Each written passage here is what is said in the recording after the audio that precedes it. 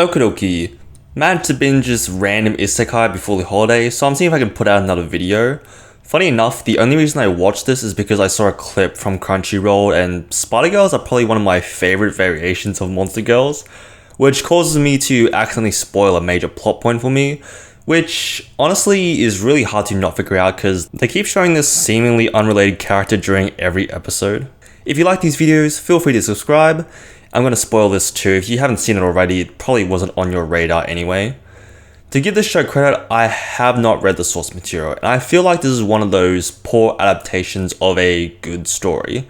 It definitely has an interesting way of storytelling. Basically, it's an isekai, so our main character, high school girl Kumiko, is reincarnated into the fantasy world. However, the catch with this one, instead of becoming the hero like your usual isekai, Kumiko hatches from a spider egg in a dungeon filled with monsters. What's a girl gotta do to survive the depths of fantasy hell? Kumiko is a very likable spider. She manages to make light of a shitty situation while not undermining the danger she's usually in.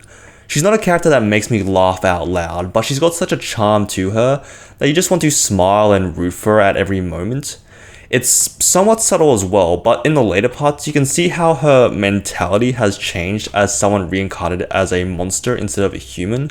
She's very much not against murder, as her main goal is to get stronger so she can survive.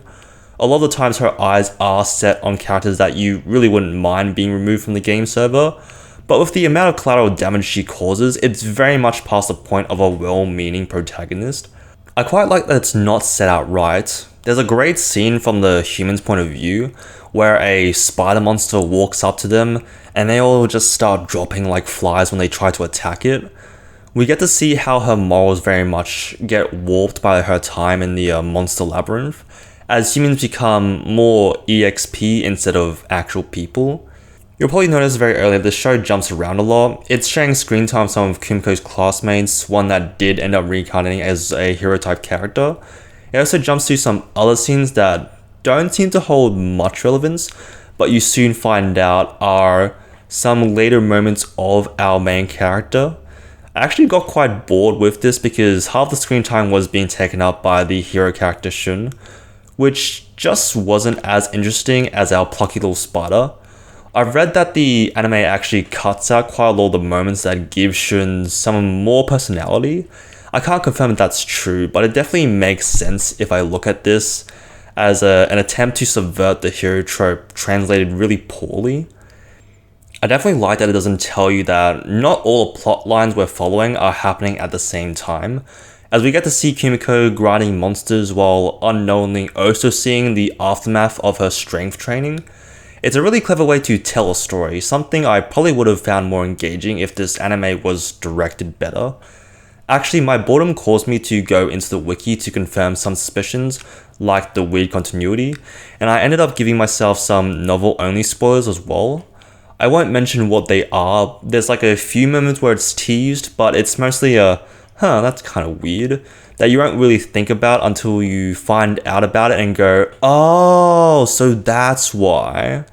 I also find it amusing that the whole reason I came for this anime, the hot spider girl, only really comes in the final episode, outside of the moments in the story where you don't realize you're watching her future self. Spider Kumiko is cute and wholesome as fuck, but man, I really would have liked some scenes with Arachne Kumiko. Maybe season 2, if that does come out. I also can't end this without discussing the animation. I actually found the CG to be pretty decent for most of the show. I think it worked well for the spiders, and a lot of the monsters weren't half bad. The parts where it got egregious was a lot of the dragons. For some reason they just always looked awful. Something about giant lizards just doesn't translate well to 3D anime. The later half also started switching a lot of our main cast to CG, which stood out so much and really brought down a lot of the action, which is fine to be honest. It was a lot of the human characters that I didn't care about. Kumiko was already CG a lot of the time, and they always had a good mix between CG arachnid monster and 2D cute anime spider. I think this is definitely one of those shows that I should read the light novel to get the best experience. Should I read it? I think I might. There's definitely some great moments in this mess that kept me watching, and I assume that's the quality of the source material shining through to what is really a mid-show. Thanks for watching. If you enjoyed this video or want to see more from me, leave a comment below.